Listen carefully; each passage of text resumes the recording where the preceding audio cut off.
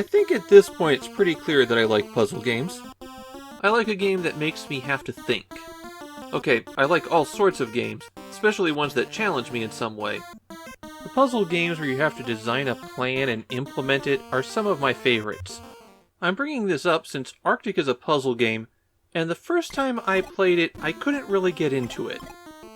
Then I set it aside to wait for this episode where I could dedicate a little bit more time to it. And you know what? Arctic is one of the worst puzzle games I've ever played. Arctic started out as a puzzle game on Japanese computers, and it was still relatively new when it got ported to the Famicom. There are 28 stages in the game, and they all have the same goal. There are yellow and blue balls that are locked into position at the start of the level. Hitting start launches the balls, and the balls will keep moving until they come to rest on a pad. You want to get the balls onto a pad of a matching color. But there's also white balls that are moving on the tracks that will block you, and if a ball of the wrong color comes to rest on a pad, you have to press start and launch all the balls that are on the pads. The balls move on these rails. In fact, the game's box and label call it a rail-playing game. There are blue and yellow switches on the rails, and you can change the state of those by pressing the controller buttons. A for blue, B for yellow. And these switches work like rail switches. If there's a slight deflection, then the ball will follow that path. If it's a right angle or greater, then the ball keeps going straight. The rule of thumb for any junction in Arctic is that the ball will tend to keep going straight unless you very gently nudge it off. There's other obstacles that can appear on the tracks. There are slopes that will either speed up or slow the ball down depending on which way they pass over them, and boosters that will change the ball's speed slightly, possibly even reversing direction. The green bumpers will send a ball back the way that it came, and the most dangerous obstacle of all are the red balls. Any ball that a red ball collides with becomes a red ball. So if it collides with a blue or yellow ball, you can't complete the stage. And if it collides with a white ball, well, now you have another dangerous obstacle. Hitting select brings up a sub-menu where you can choose what stage you want to play, and pick how fast the game plays. Your options are way too slow, kinda alright I guess, and way too fast.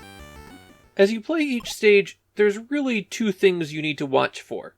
First, how do you get a ball to a destination? That's not always as straightforward as it seems. Balls have to be moving in the correct direction to go down a switch, and that can be easier said than done.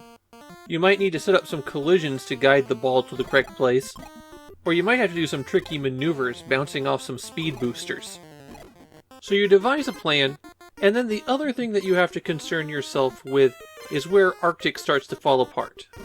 If a ball goes down a path and gets stuck on a wrong plate, then all you can do is press start and throw out any progress that you've made.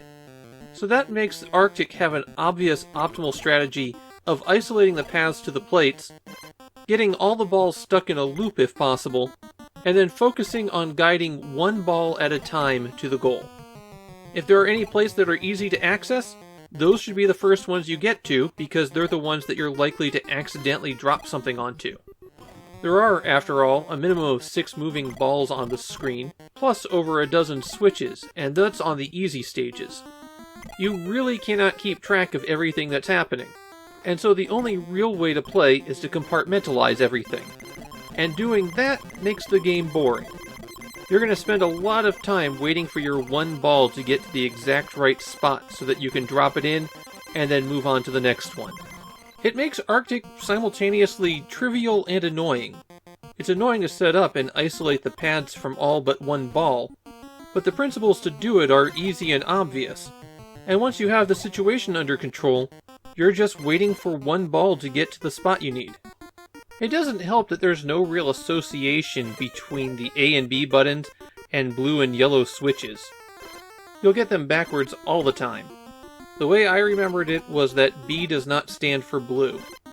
In Japan, nobody remembers Arctic. Even among Famicom fans, this one's unknown. Arctic is a thoroughly unpleasant puzzle game to play.